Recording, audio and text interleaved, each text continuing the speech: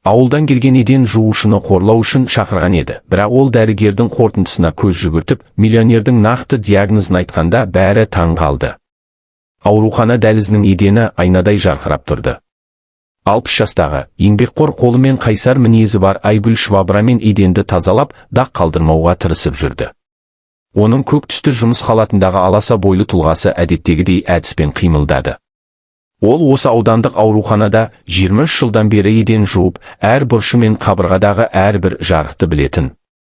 Бұрылыстан көптеген аяқтың тықырымен қатты, алаңдаулы дауыстар естілді. Айгүл қабырғаға жабысып, асығыс топты өткізіп жіберді. Алдында бас дәрігер Сұлтан биік, шашының екі жағы ағарған және үнемі уайымдаған жүзімен келе жатты. Оның артынан қымбат костюм киген, галстугын жүйкесімен түзеген жас жігіт асығып келе жатты. Шеруда ақ халатты бірнеше дәрігер мен жабдық тиелген арбаны итерген екі медбике аяқтады. Біз барлық мүмкіншілікті жасап жатырмыз, Ильяс, деді бас дәрігер, бірақ нақты диагнозсыз талдаулар қарама-қайшы, ал белгілері. Әкем өліп барады, деп кесіп айтты жас жігіт. Ал сіздер 3-ші күннен бері оның не болып қалғанын түсіне алмайсыздар. Мен оны сіздердің осы қалың еліңізге өзі сұраған соң әкелдім. Туған жерінде өлгісі келді, бірақ мен сіздердің біліксіздіктеріңізден өлуіне жол бермеймін.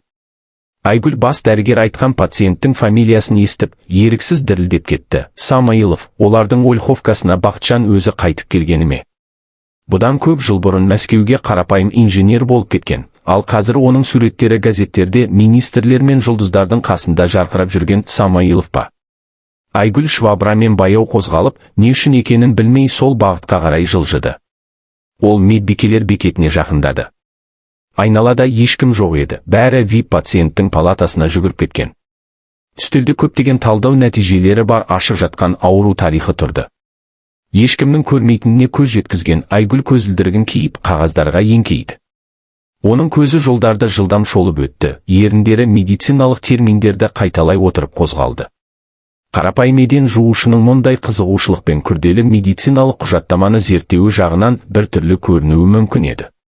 Бірақ көпшілік Айгүлнің жастығында медициналық институттың 3 курсын бітіргенін, анасының ауруы мен өзі жалғыз өсірген кішкентай інісінің кесірінен бәрін тастауға мәжбүр болғанын білмеді. Ол соңғы талдаулардың нәтижелерін оқып, бетті аударып, кенеттен қатып қалды. Оның қолы еріксіз аузын жауып, көзі бақырайып кетті. Олар қалай көрмейді? Барлық белгілері көз алдында ғой, деп ойлады ол. Сол сәтте палатаның есігі ашылып, дәлізден ашуға булыққан Ильяс бастаған бүкіл медициналық топ шығып кетті. Бұл қабылданбайды, деп айқайлады ол. Мен қазір тікұшақты шақырып, әкемді Мәскеуге алып кетемін. Сіздерде уақыт болды. Айгүл үстелден тез алыстап, терезені сүртіп жатқандай кейіп танытты, бірақ ішінде бәрі қайнап жатты. Егер диагноз өзі ойлағандай болса, тасымалдау пациенттің өміріне қауіп төндіруі мүмкін екенін ол білді. Ильяс, деп жалынды бас дәрігер, тағы біраз уақыт, біз облыстық зертханадан қосымша тестілердің нәтижелерін күтіп жатырмыз. Уақыт жоқ, деп кесіп айтты миллионердің ұлы. Әкем әрең тыныс алып жатыр, ал сіздер? Айгүл қалай алға қадам басып, бұл түйінді полиартерит, Черч-Стросс синдромымен асқынған деп айтқанын өзі де түсінбеді. Барлық бастар оған бұрылды. Дәлізде құлақ тұндырарлық тыныштық орнады. Сіз не дедіңіз? Деді бас дәрігер баяу, еден жуушыға сөйлеп тұрған швабраны көргендей қарап. Түйінді полиартерит Черч-Стросс синдромы түріндегі асқынумен деп қайталады Айгүл қатты дауыспен. Науқаста сирақтарында тәмбөртпе бар, ол ауру тарихында спецификалық емес эозинофилия ретінде сипатталған. Қанда эозинофилдер 14-ке дейін жоғарылаған, ал астмалық ұстамалар қызба мен жалпы жағдайы нашарлаудан біраз уақыт бұрын басталған. Дұрыс па? Дәрігерлердің бірі, жас кардиолог таң қалып сыбырлады. Ол қайдан біледі? Біз бұл мәліметтерді тек бүгін таңертең ғана алдық. Ильяс еден жуушыға менсінбей қарап, сіз не келеме жетіп тұрсыз ба? Швабра диагноз қоюға шешім қабылдады ма? Сұлтан, бұл сіздің әкемді емдеуге техникалық қызметкерлерді тарту әдістеріңіз бе? Деді. Айгүл тіктеліп, иықтарын түзеп, жас жігітке тіке қарады. Сіздің әкеңізге дереу циклофосфамид пен жоғары дозадағы кортикостероидтар тағайындау керек, ешқандай ұшуға болмайды. Кез келген тасымалдау өзгерген тамырлардың жарылуына және ішкі қан кетуге әкелуі мүмкін. Бас дәрігер ақыры тілге келді. Айгүл, өтінемін, өз міндеттеріңізге қайта оралыңыз. Ильяс, бұл түсініспеушілік үшін кешіріңіз. Бірақ кенеттен жас кардиолог алға шығып, тоқтаңыз, егер ол дұрыс болса ше, деді. Ол Айгүлға бұрылып, сіз диагнозды негізге ала отырып қалай анықтадыңыз? Деп сұрады. Тері көріністерінің, гозинофилияның, астманың және бүйрек зақымдануының үйлесімі, соңғы зәр анализіне қарағанда деп жауап берді ол сабырмен, плюс қызба және салмақ жоғалту классикалық көрініс. Ильяс жүйкесінен күліп, бұл бір цирк қой, Сұлтан, тікұшақты шақырыңыз, мен әкемді алып кетемін деді. Жоқ, деді кенеттен кардиолог қатты дауыспен, біз бұл нұсқаны тексеруіміз керек. Айгүл деп түсіндірді әйел. Айгүлнің түйінді полиартерит туралы нұсқасына көптеген белгілер нұсқайды, бірақ біз оларды бір-бірімен байланыстырмадық. Егер ол дұрыс болса, онда тасымалдау шынымен де өлімге әкелуі мүмкін. Бас дәрігер кардиологтан еден жуушыға абдырап қарап, бұл күтпеген оқиғалардың қалай өрбігеніне қалай жауап беру керектігін түсінбей тұрды. Мен қазір Мәскеудегі профессор Зайцевке қоңырау шаламын, деді Ильяс телефонын шығарып, ол осы балаганды бағаласын. Миллионердің ұлы телефонмен сөйлесіп жатқанда, Айгүл басын төмен түсіріп, қолында тозығы жеткен швабра сабын қысып тұрды. Жалпы назардан ол ыңғайсызданды, бірақ сонымен бірге өзінің дұрыс екенін білді. Ол бұл ауруды студент кезінен есіне түсірді. Олардың терапия пәнінің оқытушысы, ескі профессор Воронцов, әрқашан, естеріңізде болсын, түйінді полиартерит сирек кездесетін ауру, демек, ешкім бірінші кезекте ол туралы ойламайды, ал әрбір минут маңызды болады дейтін. Ильяс күтпеген жерден өзгерген жүзімен қайтып келді. Профессор Зайцев Айгүлмен сөйлескісі келеді, деді ол телефонды еден жуушыға ұсынып. Ол халатына қолын сүртіп тұтқаны алды. Екінші жақтан белгілер, талдаулар, жағдайдың динамикасы туралы сұрап жатқаны естілді. Айгүл анық, сенімді түрде, өмір бойы дәрігер болып жұмыс істегендей медициналық терминдерді қолданып жауап берді. 5 минуттық әңгімеден кейін ол телефонды таң қалған Ильяске қайтарды. Профессор менің болжамыммен келіседі, деді ол қарапайым ғана, ол емдеуді дереу бастауға кеңес береді. Ильяс телефонын құлағына басып тұрып, баяу басын изеді. Профессор растайды. Біз Айгүл не десе, соны істеуіміз керек. Дәлізде қайтадан тыныштық орнады. Барлық көздер тозығы жеткен көк халат киген, жақында ғана миллионердің өмірін сақтап қалған орта жастағы әйелге қадалды. Бас дәрігер бірінші болып есін жинады. Сонымен дереу циклофосфамид пен кортикостероидтарды дайындаңдар деп бұйырды ол медбикелерге. Содан кейін Айгүлға бұрылып, ал сізден осы жерді бітіргеннен кейін менің кабинетіме келуіңізді сұраймын. Ол басын изеп, ештеңе болмағандай швабрасына қайта оралды, бірақ қолы сәл дірілдеп тұрды. Ұзақ жылдар ішінде бірінші рет ол өзін жай ғана еден жуушы емес, білімі мен тәжірибесінің маңызы бар адам ретінде сезінді. Ал тағы да ол бұдан 35 жыл бұрынғы жас Бақытжан есіне түсірді. Ақылды көздері мен бұйра қара шашы бар. Студент медик ретінде туған, Ольховкасына демалысқа келгенде оған соншалықты әдемі күтім жасаған биік жігітті. Сол күні кешке болған оқиға туралы бүкіл аурухана гуілдеді. Ординатор бөлмесінде, палаталарда, асханада, тіпті қосалқы бөлмелерде де. Бәрі тек еден жуушының ауданның үздік мамандары шеше алмаған диагнозын қалай қойғаны туралы ғана айтып жүрді. Айгүл қызметкерлерге арналған шағын бөлмеде отырып, қолында суып қалған шай құйылған кесесін қысып отырды. Бас дәрігермен сөйлескеннен кейін ол өзін күшсіз сезінді. Сұлтан оны сұрақтарға көміп тастады. Қайда оқыды, неге тастады, неге медициналық білімі туралы ешқашан айтпады. Ол өз өмірінің егжей-тегжейіне кіріспей, жұтаң жауап берді. Бәрі осылай болды, деді ол ғана, өмір жоспарлаған жаққа бұрылмады. Есік қағылды. Босағада дәлізде оған бірінші болып сенген жас кардиолог Дәурен пайда болды. Айгүл, кіруге бола ма? Деп сұрады ол ыңғайсызданып, аяғынан аяғына ауысып. Ол басын изеп, кесені шетке сырды. Мен сізге алғыс айтқым келеді, деді дәрігер қарсы отырып, сіз дұрыс айттыңыз.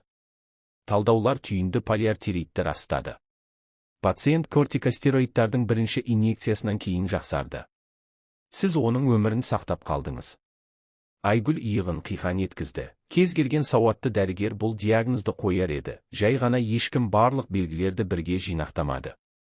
Қарапайымданбаңыз, деді Дәурен басын шайқап. Мен медициналықты бұдан 7 жыл бұрын бітірдім және бұл ауру туралы ойламадым да.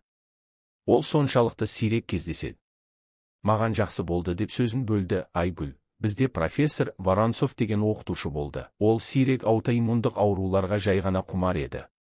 Әрқашан барлық белгілер әдеттегі көрініске сәйкес келмегенде полиартеритті іздеңіздер дейтін. Бұл жай ғана есімде сақталып қалды. Сіз 40 жыл бұрынғы оқу материалын есіңізде ме?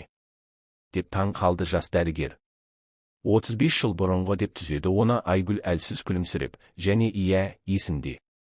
Мен әдетімше медициналық журналдарды үнемі қадағалап отырдым. Ол осы жылдар бойы терапиялық архивті жаздырып алып, бала кезінен армандаған мамандығымен байланысын үзбеу үшін бәріне үнемдегенін, түндер бойы медициналық мақалаларды оқып, өзі де жаза алатынын елестеткенін айтпады. Айгүл, деді Дәурен еңкейіп, даусын басып, Бақытжан сіз туралы сұрады. Ол есін жиды және сөйлескісі келеді. Ол дірілдеп кесенің қалдығын төгіп алды. Не үшін? Деп сұрады ол тұншығып. Мен не істеуім керек болса, соны істедім, оған айтарым жоқ. Ол талап етеді, деді кардиолог иығын қиқан еткізіп, және оның ұлы да сізді көргісі келеді. Сірә Швабра үшін кешірім сұрау үшін шығар. Қажет емес, мен үйреніп қалдым, деп күлді ол.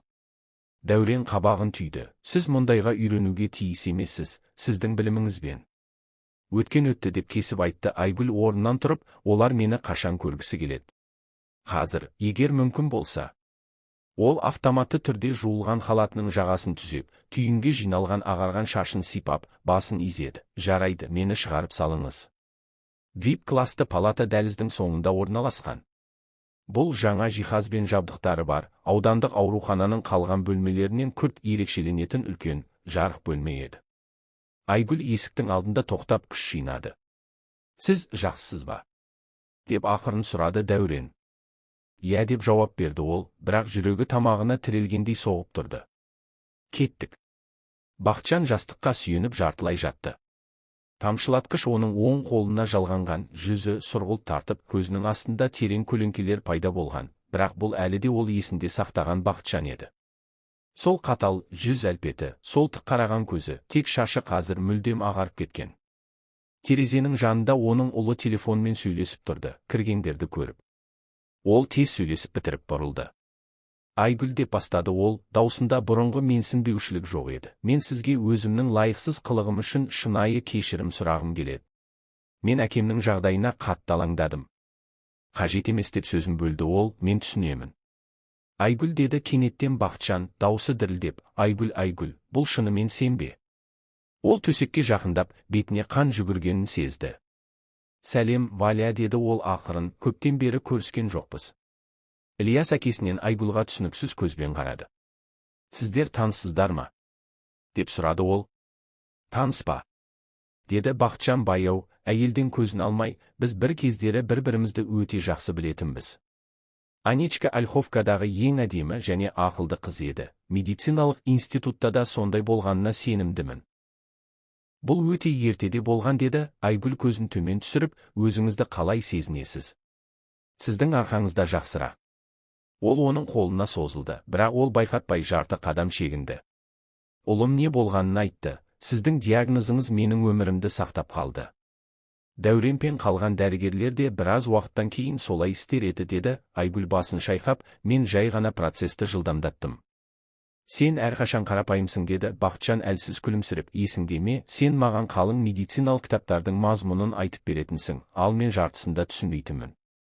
Сен әрқашан ең ақылдысың. Ильяс әкесіне сенімсіздікпен қарады. Әке, сен Ольховкада таныстарың болғанын ешқашан айтпағансың. Жай таныстар емес, деді Бақытжан ақырын, Айгүлдан көзін алмай. Айгүл менің жастық шағымның махаббаты еді.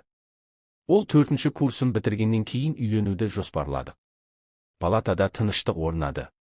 Айгүл қолын қатты қысып, саусақтарының буындары ағарып кетті. Бірақ өмір басқаша шешті, деді ол ақыры. Маған оқуымды тастауға тура келді. Анам қатты ауырып қалды, ал кіші інім Қожабек әлі мектепте оқитын. Оларға біреу қамқорлық жасауы керек еді.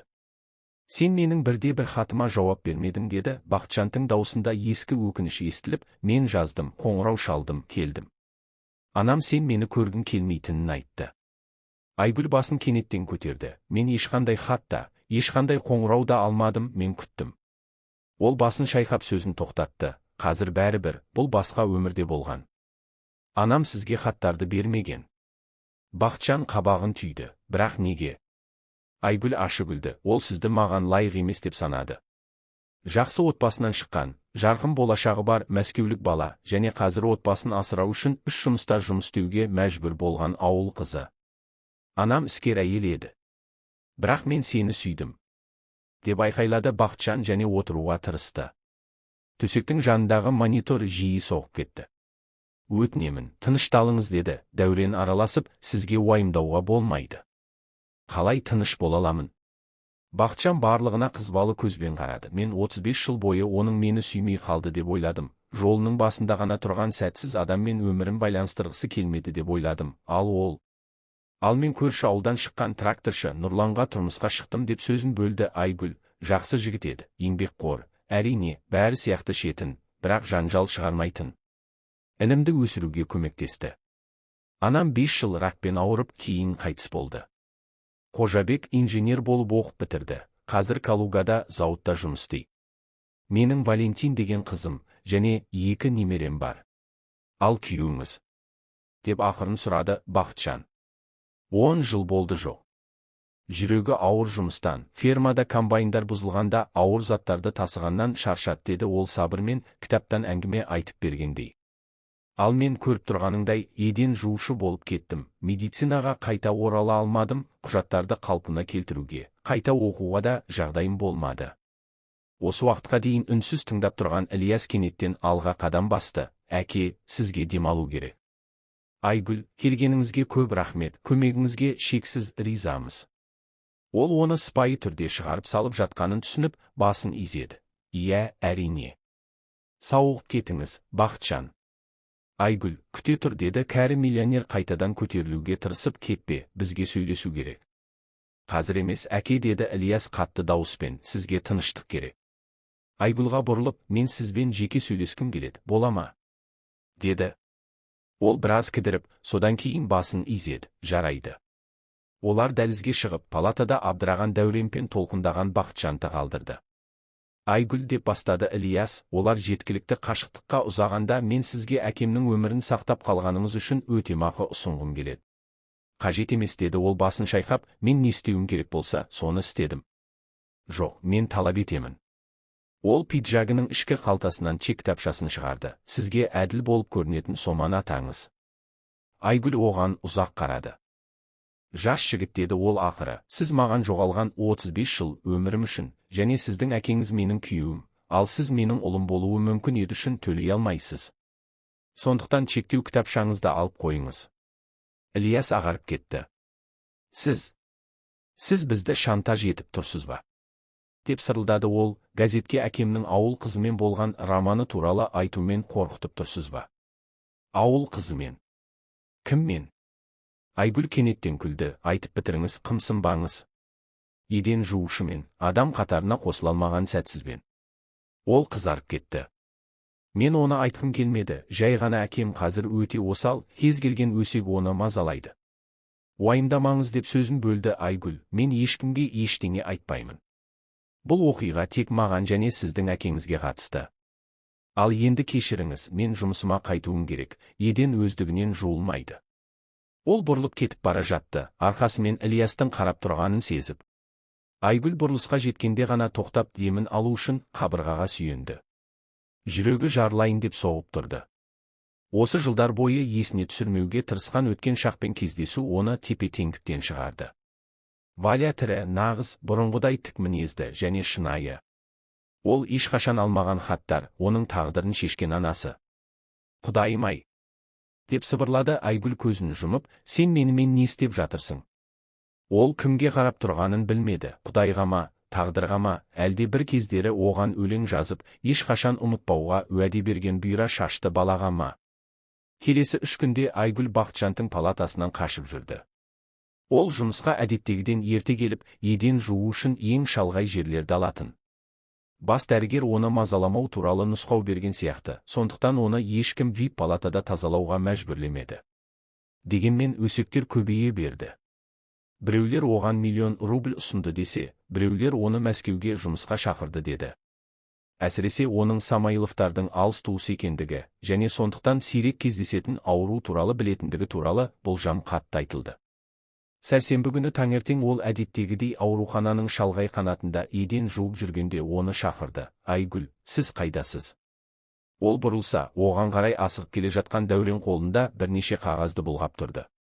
Сізді іздеп шаршадым деді ол жанына тоқтап, сұлтан сізді табуды сұрады, сіздің кеңесіңіз қажет. Айгүл швабрасына сүйеніп тіктелді. Қандай кеңес тағы? Егер ұмытып қалсаңыз, мен еден жуушымын. 3 курстық медициналық білімі және феноменалды жады бар еден жуушы деп қарсылық білдірді кардиолог. Бізде күрделі жағдай, 62 жастағы пациент әдеттен тыс белгілермен түсті, миокардитке ұқсайды, бірақ бір түрліліктер бар. Ол қабағын түйді. Дәурен, сіз бұл дұрыс емес екенін түсінесіз бе? Менің медициналық кеңес беруге құқығым жоқ. Егер бірдеңе дұрыс болмаса, сіздер жұмыссыз қаласыздар, ал мен заңсыз дәрігерлік қызмет үшін түрмеге түсемін. Біз жай ғана сіздің пікіріңізді естігіміз келеді деп талап етті ол бейресми түрде, тәлімгер ретінде.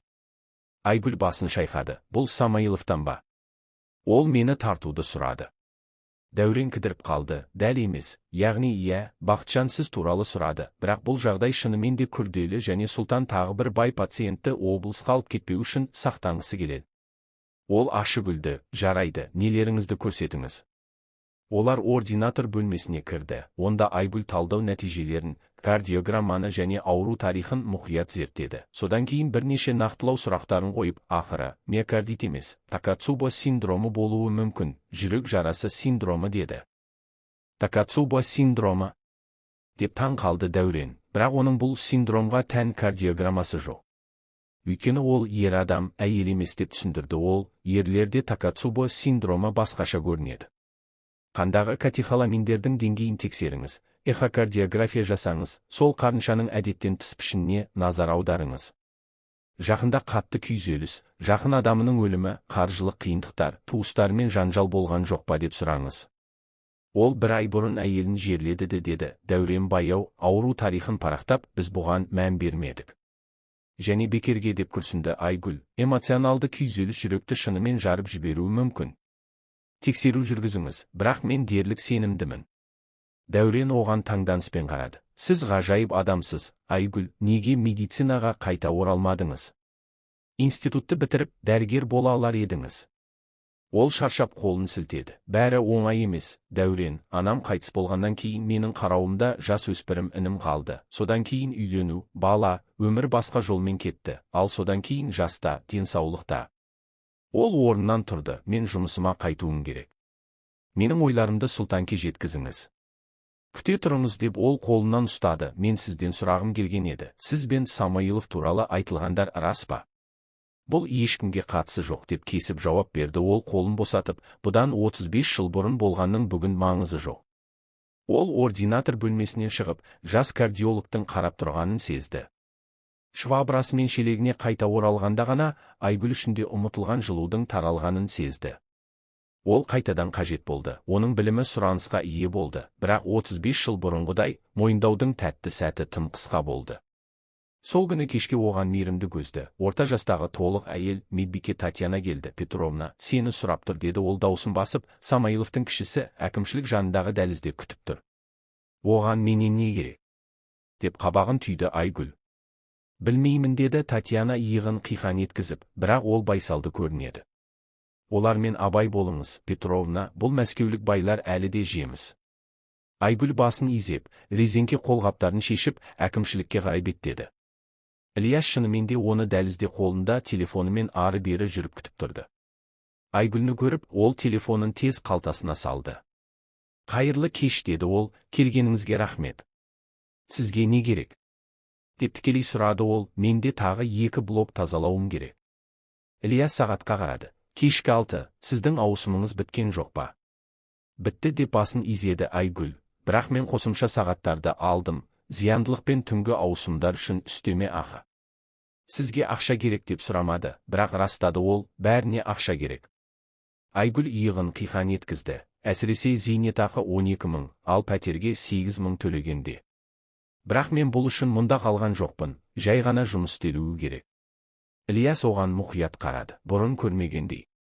Мен сіз туралы ақпарат іздедім, деді ол ақыры. Айгүл, қыз кезінде Соколова, мектепті алтын медальмен бітірді. Мәскеу медициналық институтына таныссыз біліксіз конкурстан өтіп түсті. Алғашқы 3 курста жоғары стипендия алды. Содан кейін академиялық демалыс алды. Ол шығару айналды. Бәрі осы ма? Тағы не білгіңіз келеді? Деді ол суық сұрап, аяқ киімімнің өлшемі немесе қан тобым ба? Мен кіммен ісім бар екенін түсінгім келеді, деп жауап берді ол қымсынбай. Әкем сіз туралы үнемі айтады, сізге көмектесуімді талап етеді, бірақ қалай екенін түсіндірмейді. Маған көмек қажет емес, деп кесіп айтты Айгүл, әсіресе сізден. Неге? Өйткені мен 60 жастамын, жас жігіт, деп күрсінді ол. Менің жасымда түбегейлі бірдеңе өзгерту кеш. Мен өмірімді қалай болса солай сүрдім. Менің қызым, немерелерім, жұмысым бар, маған осы жеткілікті. Ильяс басын шайқады. Ал медицина ше? Дәурен, сіздің бүгін тағы да күрделі диагноз қойғаныңызды айтты. Жүрек жарасы синдромы, дұрыс па? Және сіз дұрыс болдыңыз. Айгүл шаршап, самайын уқалады. Бұл жай ғана болжам еді.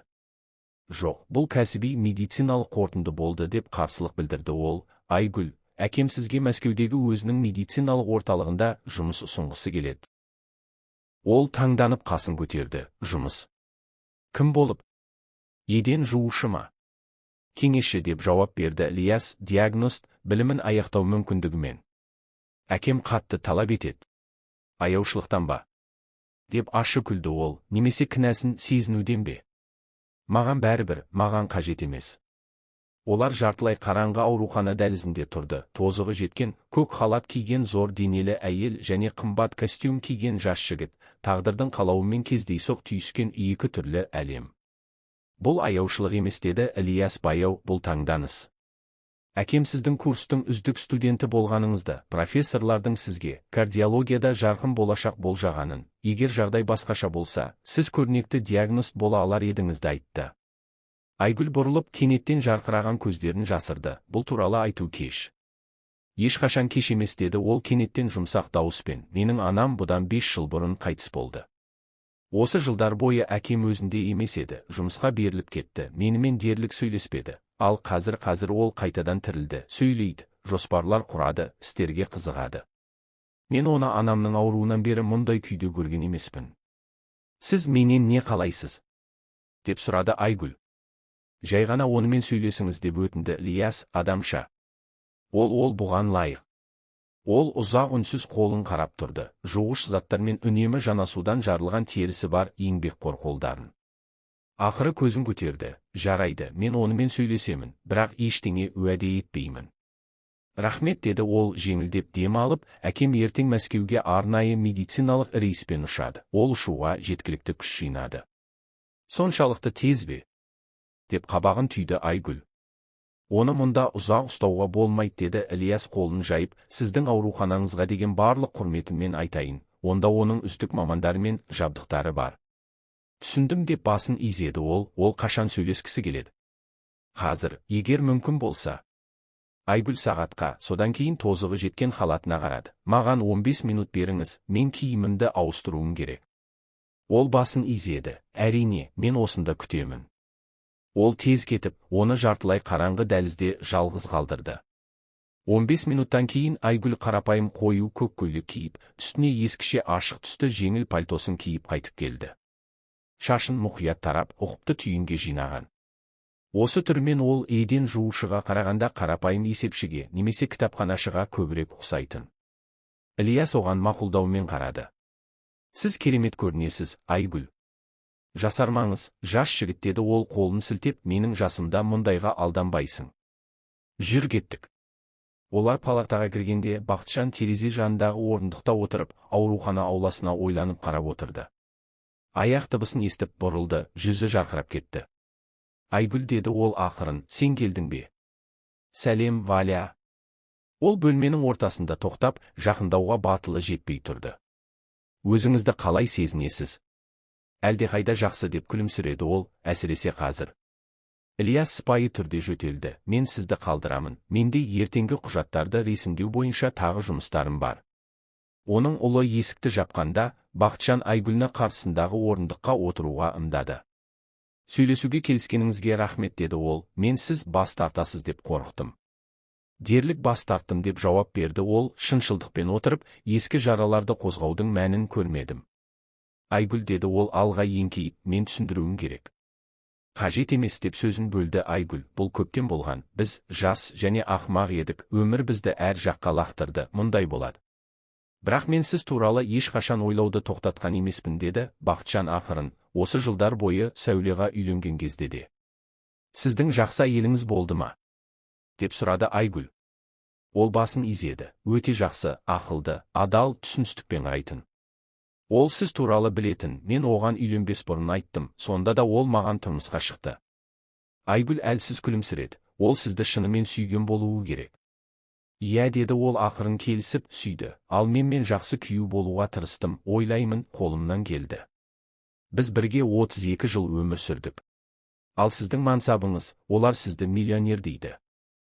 Бақытжан иығын қиқан еткізді. Осылай болды.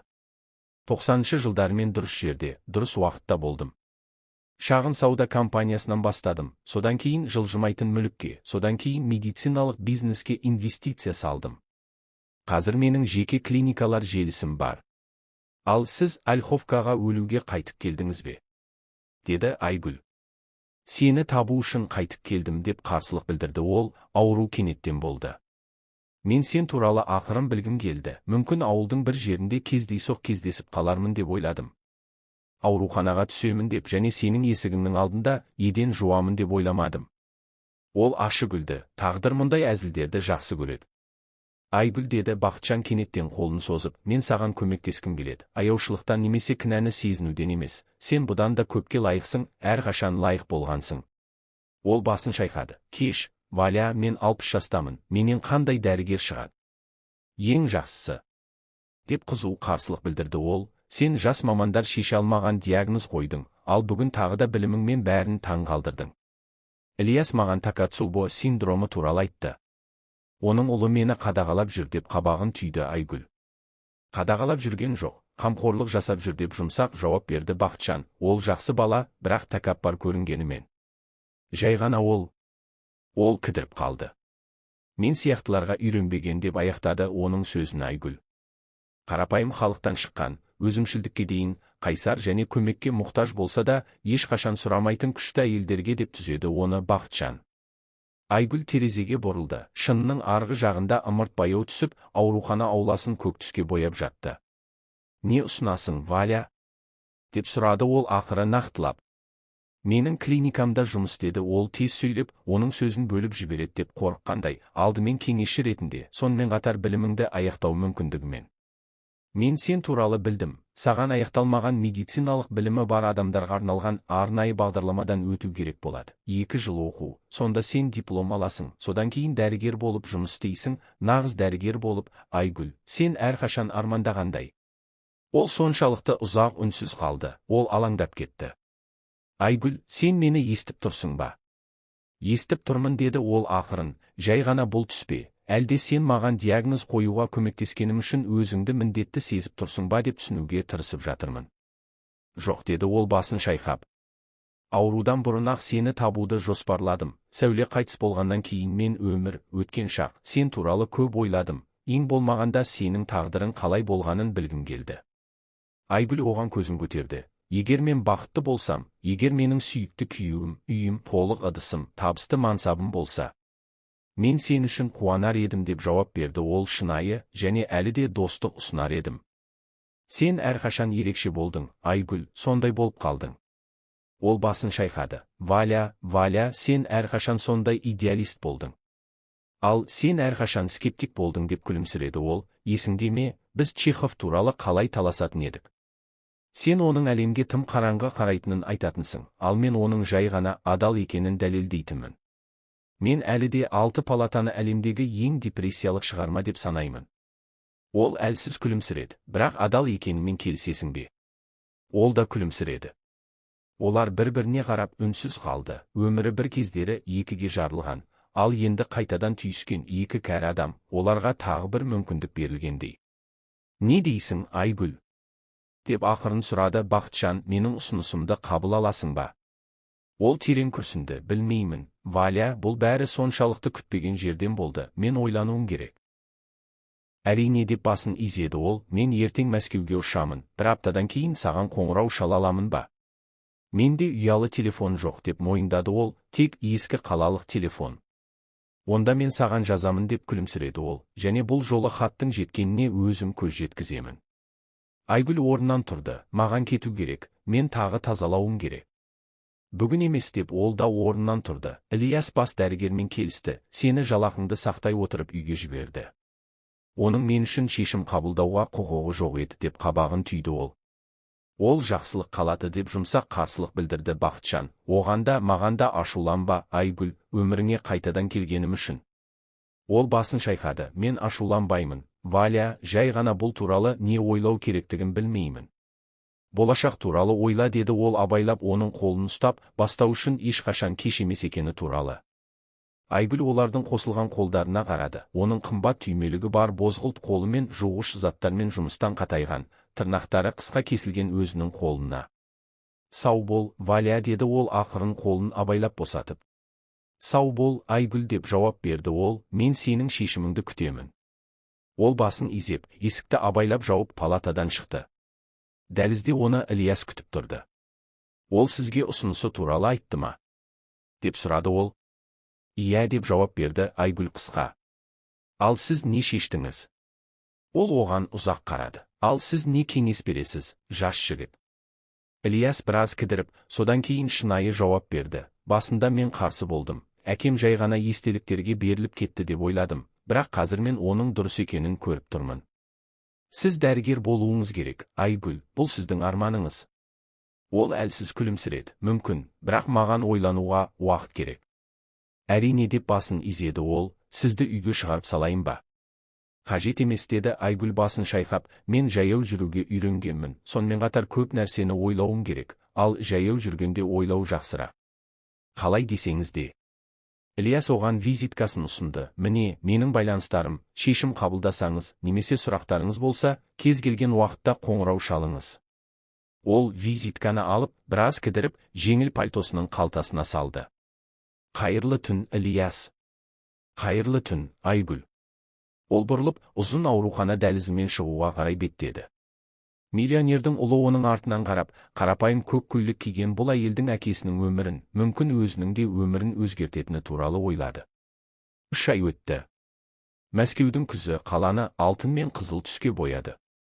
Айгүл Самойловтың заманауи медициналық орталығының 16-шы қабатындағы кең кабинетінің панорамалық терезесінің жанында тұрып, төменде жатқан қалаға қарады. Кейде оған болып жатқанның бәрі жақында аяқталатын жай ғана түс сияқты көрінетін. Ол Ольховкадағы ескі төсегінде оянып, көк халатын киіп, аурухана едендерін жууға баратын сияқты еді. Бірақ бұл шындық еді, жаңа, күтпеген шындық. Онда ол, Айгүл, өмір бойы еден жуушы болып жұмыс істеген 60 жастағы әйел, енді Мәскеудің ең беделді жеке клиникаларының бірінде күрделі диагностикалық жағдайлар бойынша кеңесші қызметінде болды. Есік абайлап қағылды. Кіріңіз деді ол терезеден бұрылып. Кабинетке қолында құжаттар қалтасы бар ақ халатты жас дәрігер кірді. Айгүл, мазалағаным үшін кешіріңіз, бірақ бізде педиатрия бөлімінде күрделі жағдай, 7 жастағы қыз, қасқыр жеміне ұқсас, бірақ сәйкессіздіктер бар, қарап шықсаңыз бола ма? Әрине, алмас деп басын изеді ол, маған есепті бітіруге 5 минут беріңіз, мен келемін. Дәрігер риза болып басын изеп шығып кетті. Айгүл заманауи компьютер тұрған жұмыс үстеліне отырып, алдыңғы жағдай бойынша қорытындыны тез жазып бітірді. Осы 3 ай ішінде ол компьютерді, электрондық медициналық жүйелерді және бұрын тек болжап қана білетін көптеген басқа нәрселерді меңгерді.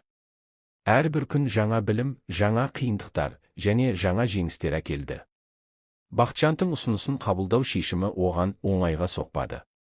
Ол Ольховкадан кеткеннен кейін бір апта бойы күмәнданып, кештері кішкентай асханасында отырып, ескі фотосуреттерді, хаттарды, осы жылдар бойы сақтаған сарғайған дәріс жазбаларын қарастырды. Ақырында қызы үмітмен болған әңгіме шешуші болды. Айгүл оған болған жағдайды және Самойловтың ұсынысын айтқанда, Надя жылап жіберді. Анам деді ол көз жасын сүртіп, сен әрқашан басқалар үшін өз қалауларыңнан бас тарттың, алдымен әжемен Қожабек ағам үшін, содан кейін әкем үшін, содан кейін мен үшін. Сен әрқашан күшті болдың, бізді әрқашан сүйредің, ал енді өзің туралы ойлайтын уақыт келді. Егер сен бұл мүмкіндіктен бас тартсаң, өзіңді ешқашан кешірмейсің. Содан Айгүл шешім қабылдады. Ілиястың визиткасында көрсетілген нөмірге қоңырау шалып, ұсынысты қабылдағанын айтты. Бір аптадан кейін ол Мәскеуде еді. Жаңа өмірдің басталуы оңай болмады. Огромный қала Ольховканың тыныштығынан кейін қорқытып, шаршатты.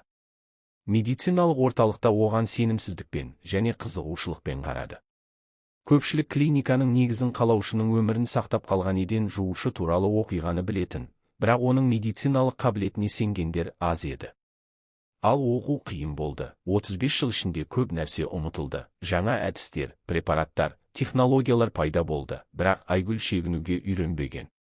Ол тіпті оқытушыларды да таң қалдырған қажырлықпен оқыды. Кітапханада түннің бір уағына дейін отырып, жаңа материалдарды зерттеді, мамандармен кеңесті, ал клиникада күрделі жағдайларда басқа мамандар тығырыққа тірелгенде сөзбен емес, іспен өз құзыреттілігін дәлелдеді. Бірте-бірте оған деген көзқарас өзгерді. Алдымен құрмет пайда болды, содан кейін мойындау, содан кейін нағыз бедел. Енді оған барлық басқа диагностикалық әдістер нәтиже бермеген кезде, соңғы инстанцияның сарапшысы ретінде жүгінетін. Айгүл есеп файлымен жауып, үстелден тұрды. Кабинеттің бұрышында ақ халаттар ілгіші тұрды. Ол қалтасында Айгүл, диагностикалық кеңесші деген жазуы бар біреуін алып, әр жолы ақ матада өз есімін көргенде сезінетін ерекше мақтанышпен киді. Дәлізде оны Ілияс қуып жетті. Айгүл, қайырлы күн, сізді консилиумда күтіп тұр, деді ол. Иә, педиатрияда проблемалық жағдай деп басын изеді ол. Сіз бірдеңе айтқыңыз келді ме? Әкемнің Швейцариядан қайтып келгенін хабарлағым келді, деді ол, сізді сұрады. Өзін қалай сезінеді? Жақсы, деп күлімсіреді Ілияс, дәрігерлер оның жағдайы тұрақты дейді. Ол сізді бүгін кешке асқа шақырады. Мен сізге көлік жібере аламын ба? Оған мен келетінімді айтыңыз. Біраз үнсіздіктен кейін ол жауап берді. Жай ғана көлік қажет емес, мен өзім жетемін, сіздің метроға үйреніп жатырмын. Осы айлар ішінде Ілияспен қарым-қатынасы да өзгерді. Ол енді оған жоғарыдан қарамайтын болды, ал ол оны ерке, бай бала ретінде көруді қойды. Жас жігіт ақылды, мақсатты және Айгүлні ең таң қалдырғаны әкесіне шын жүректен берілген болып шықты. Қалай десеңіз де, деп басын изеді ол, онда кешке дейін. Кешке дейін. Ол педиатрия бөліміне қарай беттеді, бірақ кенеттен тоқтап қалды. Ілияс. Ол бұрылды. Иә. Рахмет, деді ол қарапайым ғана, бәрі үшін. Ол күлімсіреді, ештеңе етпейді. Айгүл, біз енді бір командамыз, дұрыс па? Ол басын изеп, әрі қарай кетті. Педиатрияға бара жатқан жолда ол өмірдің қандай ғажайып құрылымға ие екендігін ойлады. Бұдан 3 ай бұрын олар бұл жас жігітпен әлеуметтік теңсіздіктің әр жағында тұрды, ал енді бірге жұмыс істеп, тіпті бір-бірін құрметтей бастады. Күрделі жағдай бойынша консилиум 2 сағатқа созылды. Айгүл барлық материалдарды мұқият зерттеп, көптеген сұрақтар қойып, ақыры өз пікірін білдірді. Қасқыр жеме емес, сирек кездесетін лимфалық васкулиттің әдеттен тыс көріністері. Дәрігерлер оның дәлелдерімен келісіп, жаңа емдеу курсы тағайындалды. Өз кабинетіне қайтып келген Айгүл үстелде дала гүлдерінің букетін және жазбаны тапты. Жазу таныс еді, оңға қарай сәл қисайған. Айгүл, мен сені бүгін күтемін, маңызды әңгіме бар. Әрқашан сенікі, Валя. Ол күлімсіреп, гүлдерді гүлсауытта түзеді. Осы 3 ай ішінде олар Бақытжанпен ойлағаннан гөрі сирек кездесті. Ол емделуге, іскерлік кездесулерге көп уақыт бөлді, ал ол оқумен және жұмыспен айналысты. Бірақ олар кездескенде, олардың арасында осы 35 жылдық айырылысу болмағандай еді. Олар бәрі туралы өткен шақ пен бүгін, медицина мен әдебиет, балалар мен немерелер туралы сөйлесті. Бірте-бірте ыңғайсыздық жойылды, ашылық кетті, бір кездері бір-бірін сүйген, ал енді қайта бастауға сирек мүмкіндік алған 2 адам қалды, бірақ енді өткен жылдардың, қателіктердің, жеңістер мен жеңілістердің жүгімен. Бақытжан ол есінде сақтағандай, қызығушылықпен, эмоционалды, жаңа идеямен тез жанатын адам болып қалды. Тек енді бұл қасиеттерге жылдармен келетін даналық пен тыныштық қосылды. Ол оған ешқашан қысым жасамады, жақынырақ қарым-қатынасқа ишара жасамады, жай ғана жанында болып, қолдау көрсетіп, жаңа өмірге бейімделуге көмектесті. Кешкі 7-де Айгүл Рублевск шоссесіндегі зәулім үйдің кең сатыларымен көтеріліп бара жатты. Бұл үйді ол бірінші рет көріп тұрған жоқ, бірақ әр жолы оның көлемі мен сән-салтанаты оны таң қалдыратын.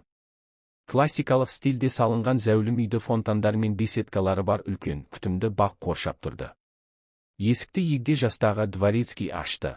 Қайырлы кеш, Айгүл, Бақытжан сізді кітапханада күтіп тұр. Рахмет, мирас, деді ол үйдің барлық қызметкерлерін есімдерімен білетін, мен жолды табамын. Кітапхана екінші қабатта орналасқан, биік төбесі бар, қара ағаштан жасалған кітап сөрелерімен толтырылған үлкен бөлме. Каминнің жанында екі ыңғайлы орындық, олардың арасында шарап құйылған бөтелке мен екі бокал тұрған үстелше тұрды. Бақытжан оны қарсы алуға тұрды. Айгүл. Ол оны нәзік құшақтады. Сені көргеніме қуаныштымын. Мен де қуаныштымын. Ол оның құшағынан абайлап босады. Швейцария қалай? Тиімді, бірақ қызықсыз, деп күлімсіреді ол. Дәрігерлер, процедуралар, талдаулар. Мен қайта оралған күндерді санадым. Отбасымызға отырыңыз. Олар каминнің жанындағы орындықтарға жайғасты. Бақытжан бокалдарға шарап құйды. Сіз керемет көрінесіз, Айгүл, Мәскеу сізге жарасып тұр. Керісінше, жұмыс жарасып тұр, деп күлімсіреді ол. Бокалды алып, өзің сүйетін істі істегенде, бұл сыртқы келбетіңе әсер етеді. Ол осы айлар ішінде шынымен де өзгерді. Жаңа шаш үлгісі, сәнді киім, тік тұрысы, бірақ ең бастысы, оның көздерінде өзінің арманын тапқан адамдарда ғана болатын жарқын нұр пайда болды.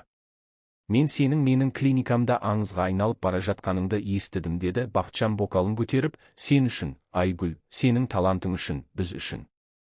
Ол да бокалын көтеріп, екінші мүмкіндік үшін, деді. Олар бір-біріне қарап ішті.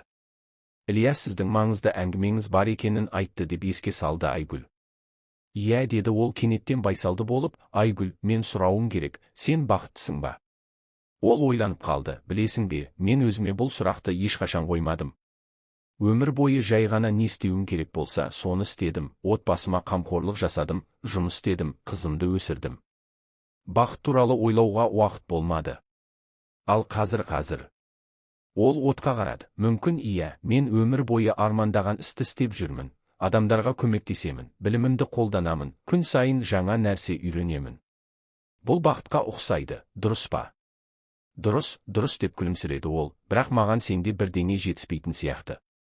Айгүл оған таңданып қарады. Не? Мойындау, деді ол қарапайым ғана. Сенің еңбегің мен талантыңның ресми мойындалуы. Не туралы айтып тұрсың? Бақытжан пиджагының қалтасынан конверт алып шығып, оған ұсынды. Аш. Ол абайлап конвертті ашты. Ішінде мөр басылған ресми құжат жатты. Айгүлнің Мәскеу мемлекеттік медициналық университетінің аяқталмаған жоғары медициналық білімі бар адамдарға арналған арнайы бағдарламасына қабылданғаны туралы бұйрық. Бұл не білдіреді? Деп сұрады ол, бірақ не екенін түсініп тұрғандай. Бұл 1,5 жылдан кейін сен дәрігер дипломын аласың деген сөз, деп күлімсіреп жауап берді Бақытжан. Ресми диплом, ол саған тек кеңесші ретінде ғана емес, толық құқықты дәрігер ретінде де тәжірибе жүргізуге мүмкіндік береді. Сен жастық шағыңда бітірген 3 курсың есепке алынды және сенің тәжірибелік тәжірибең де ескерілді. Бар болғаны 3 семестр қалды. Айгүл құжатты кеудесіне қысты. Бұны қалай істедің? Оңай болған жоқ, деп мойындады ол. Кейбір ескі байланыстарды көтеруге, ректормен келіссөздер жүргізуге, денсаулық сақтау министрлігін тартуға тура келді, бірақ нәтиже күш салуға тұрарлық болды. Шынымен бе, Валя? Ол басын шайқады. Сен мұны істемеуің керек еді. Керек еді, деп сөзін бөлді ол. Сен бұған лайықсың, Айгүл, және бұл біздің қарым-қатынасымызға байланысты емес. Жай ғана сен сияқты талантты диагностың бюрократиялық формальдылықтардың кесірінен адамдарды ресми түрде емдей алмауы әділетсіз. Рахмет, деді ол ақырын. Мен саған қалай алғыс айтарымды білмеймін. Жай ғана жанымда бол, деді ол абайлап қолын ұстап. Маған басқа ештеңе қажет емес. Айгүл олардың қосылған қолдарына қарады. Оның әлі де күшті, ұқыпты маникюрі бар қолымен өзінің бұрынғыдай қатаймаған, бірақ әлі де ұзақ жылдар бойғы ауыр жұмыстың іздерін сақтап қалған қолына. Валя, мен саған бірдеңе айтқым келеді, деді ол ақыры. Есіңде ме, ауруханада менің қызым мен 2 немерем бар екенін айттым. Ол басын изеді. Әрине, есімде. Менің қызым Үміт. Ол терең дем алды. Сен білуің керек, ол біздің соңғы кездесуімізден кейін 7 айдан соң дүниеге келді. Бақытжан қатып қалды. Сен не айтқың келеді? Иә деп жауап берді Айгүл қарапайым ғана, Надя сенің қызың. Кітапханада тыныштық орнады, тек каминдегі оттың сытырлаған дыбысы ғана естілді. Неге сен маған айтпадың? Деді ол ақыры, ол кезде, жастық шағымызда, немесе ауруханада бұдан 3 ай бұрын. Ол кезде, жастық шағымда мен сені қалай табуды білмедім деді ол ақырын, сенің хаттарыңды алмадым, сенің телефоның болмады. Мен жүкті екенімді түсінгенде сен кетіп қалған едің. Ал бұдан 3 ай бұрын маған шешім қабылдауға уақыт керек болды. Сенің өміріңе мұндай мойындаумен араласуға құқығым бар ма екен деп. Ал Надя мен туралы біле ме? Айгүл басын шайқады. Жоқ, осы жылдар бойы ол Нұрланды өз әкесі деп санады. Ол жақсы әке болды, Валя оны өз қызындай жақсы көрді. Ал сен қазір оған шындықты айтпақсың ба? Білмеймін деп жауап берді ол шыншылдықпен, бұл саған байланысты. Бақытжан орнынан тұрып терезеге жақындады. Шынның арғы жағында күнгей күңгірттеніп, бақта шамдар жанып жатты. Менің қызым бар деді ол баяу, және немерелерім. Егер сен ештеңе өзгерткің келмесе, мен түсінемін деді Айгүл ақырын, сенің өз өмірің, өз отбасың бар. Ілиястың өгей қарындасының пайда болуына қуанбасы анық. Ілияс ересек адам деп бұрылды Бақытжан, ол түсінеді және қабылдайды. Айгүл, мен қызыммен танысқым келеді, әрине, егер ол өзі қаласа. Мен онымен сөйлесемін деп басын изеді Айгүл, бірақ ол бұл жаңалықты бірден қабылдайды деп уәде бере алмаймын. Надя Нұрландың естелігіне қатты берілген. Түсінемін. Ол орындығына қайтып отырды, және мен оның жүрегіндегі орнын алуға ниетім жоқ, жай ғана оны және немерелерімді білгім келеді. Ол ойланып қалды, содан кейін сұрады, ол маған ұқсай ма? Өте деп күлімсіреді Айгүл, сол көздер, сол қайсар иек және мінезі де сондай қызық құмар, эмоционалды. Ол суретші, Калугадағы көркемсурет мектебінде сабақ береді, оның нағыз таланты бар. Суретші, деп қайталады ол таңданып, менің әкемде сурет салған, бұл тұқым қуалайтынын білмеппін.